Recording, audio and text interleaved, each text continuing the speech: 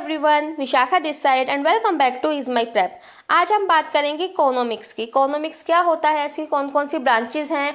In short आपको पता होना चाहिए कि इस सब्जेक्ट के अंदर आप क्या पढ़ने वाले हैं, किससे रिलेटेड ये सब्जेक्ट है। सबसे पहले देखते हैं डेफिनेशन। डेफिनेशन में क्या बोला गया है, economics is defined as the study of the use of scarce resources to satisfy unlimited human wants। देखिए यहाँ पे दो बातें इंपॉर्टेंट हैं, वो क्या हैं। अनलिमिटेड ह्यूमन वांट्स, ये सभी जानते हैं कि जो मनुष्य की वांट्स हैं वो कैसी है, अनलिमिटेड, उन्हें कभी भी पूरा नहीं किया जा सकता।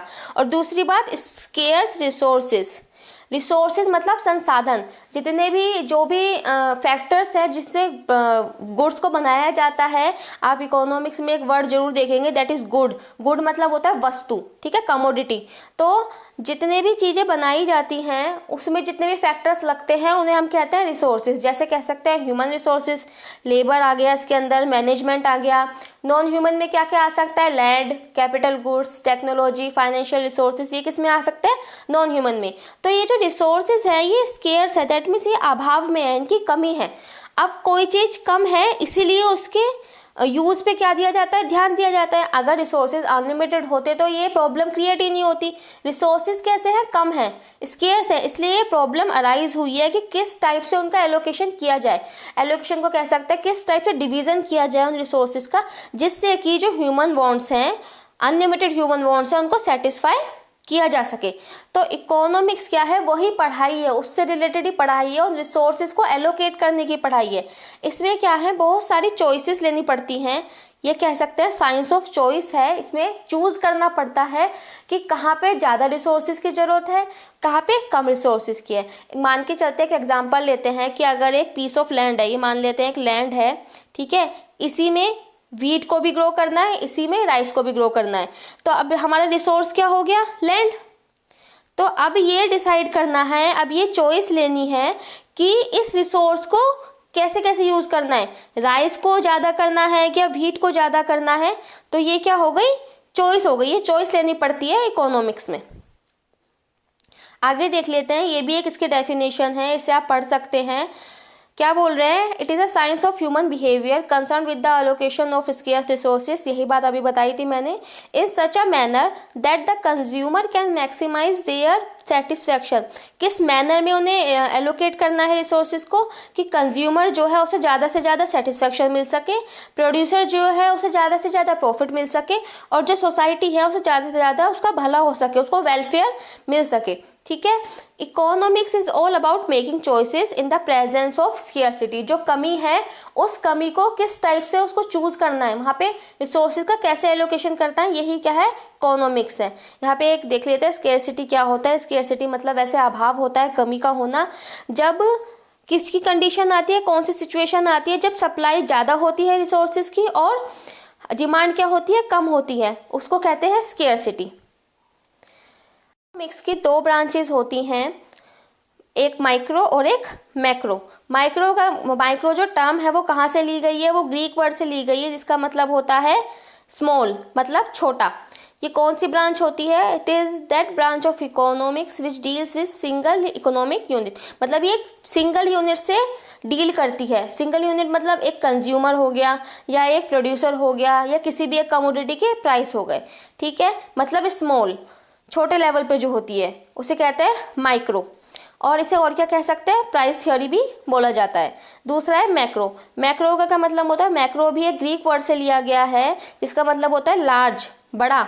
इट इज दैट, ये दैट है, it is that branch of economy that deals with the economy as a whole. मतलब ये एक पूरी इकोनॉमी की बात करती है, ये एक सिर्फ एक पर्सन की, एक कंज्यूमर की, एक प्रोड्यूसर की बात ना करके ये पूरी कंट्री की बात करती है, पूरी इकोनॉमी की बात करती है। जैसे कि बोल सकते हैं एग्रीगेट सप्लाई हो गई, नेशनल इनकम हो गई, ठीक है। यहाँ पे इनकम ऑफ एन इंडिविजुअल हो गया था, मतलब एक इंडिविजुअल की इनकम की बात करते हैं। इसमें क्या करते हैं, पूरी कंट्री की इनकम की बात करते हैं। Balance of trade, government budget, ठीक है। तो ये पूरी कंट्री की बात करता है, और ये एक सिंगल यूनिट की बात करता है। अब इसको क्या कह सकते हैं, इसको बोला जाता है इनकम एंड एम्प्लॉयमेंट थ्योरी। ये इनके नाम है बस दूसरे जो इनको बोल सकते हैं। देखिए ये दो ब्रांचेस थी, बट क्लास 12 सीबीएसई बोर्ड में क्या है, ये सब पहले जो था, हम कह सकते हैं 1 साल पहले तक क्या आ रहा था, माइक्रो थी और मैक्रो थी। अब क्या है, इन्होंने थोड़ा चेंज कर दिया है सिलेबस में, और एक तो मैक्रो है और एक इंडियन इकोनॉमिक डेवलपमेंट है। ठीक है, मैक्रो का मतलब आपको पता चल गया है, इसमें मतलब ऐसा जिसका कोई डेफिनेशन या मीनिंग होता नहीं है, जो आपको नाम से समझ आ रहा है। मतलब ये डेवलपमेंट की बात करेंगे, इंडिया में किस टाइप से डेवलपमेंट है, उससे रिलेटेड जितने भी टॉपिक्स हैं वो इसमें लिए जाएंगे। देखिए, ये जो है ये सिलेबस है 12th क्लास का CBSE बोर्ड का इकोनॉमिक्स का। देखिए part A and part B. Part A है मैक्रो के अंदर ये सारी यूनिट्स है, इसके अंदर चैप्टर्स हैं। टोटल जो है मैक्रो में वो 12 चैप्टर हैं, 12 चैप्टर्स हैं। और टोटल जो है पार्ट बी में इंडियन इकोनॉमिक डेवलपमेंट में जो है वो है 13 चैप्टर। फर्स्ट है इसमें यूनिट जो है national income and related aggregates, money and banking, determination of income and employment, government budget and the economy and balance of payments. ये सब इनके मार्क्स हैं, आप देख सकते हैं। टोटल जो है ये 40 मार्क्स का आता है। जो पार्ट ए है दैट इज मैक्रो इकोनॉमिक्स, ये कितने का आएगा, 40 मार्क्स का है। दूसरा देख लेते हैं इसमें क्या क्या है, कौन कौन सी यूनिट्स है। पहली यूनिट है, first unit is development experience and economic reform since 1991, current challenges facing Indian economy, development experience of India, एक कंपैरिजन विद नेबर्स। ठीक है, इसमें 4 यूनिट्स है जिसके अंदर 13 चैप्टर्स हैं, और इसमें 5 यूनिट्स है जिसके अंदर 12 चैप्टर्स हैं। ये भी 40 मार्क्स का आता है। जो आपका टोटल पेपर होता है वो 80 मार्क्स का आता है, और जो प्रोजेक्ट वर्क है 20 मार्क्स का आता है। देखिए, प्रेजेंट सिनेरियो को देख के हम बोल सकते हैं, या अभी हम ऐसा कह नहीं सकते कि सिलेबस में कुछ चेंज आता है नहीं आता, क्योंकि जो 12th क्लास है उसके ऑलरेडी 2 महीने ख़राब हो चुके हैं। उनको जैसा उनका अप्रैल से शुरू होता सेशन, वो अभी तक हुआ नहीं है प्रॉपरली शुरू। वैसे तो ऑनलाइन क्लासेस चल रही हैं, बट शुरू नहीं कह सकते इसे अभी।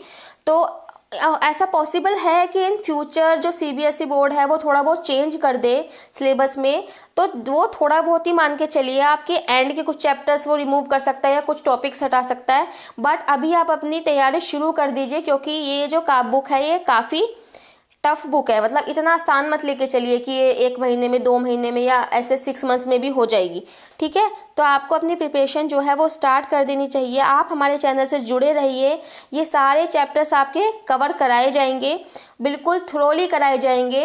तो अभी आप इस लॉकडाउन का, इस क्वारंटीन का क्या कर सकते हैं, बेनिफिट उठा सकते हैं। अगर आप चाहें तो प्लीज़ हमारे चैनल से जुड़िए, और इन सभी चैप्टर्स को बिल्कुल फ्री में, बिल्कुल ही फ्री में, आपको एक भी पैसा नहीं देना, 1 भी रुपया नहीं देना, आप इसको ईजिली कर सकते हैं। और आपको बिल्कुल ही आसान, कह सकते हैं ईजी लैंग्वेज में ये समझाए जाएंगे, और लैंग्वेज भी बाइलिंगुअल होगी। आपको प्रॉब्लम या टेंशन लेने की बिल्कुल भी ज़रूरत नहीं है। ठीक है, अपने नेक्स्ट वीडियो में हम पहले चैप्टर से स्टार्ट करेंगे।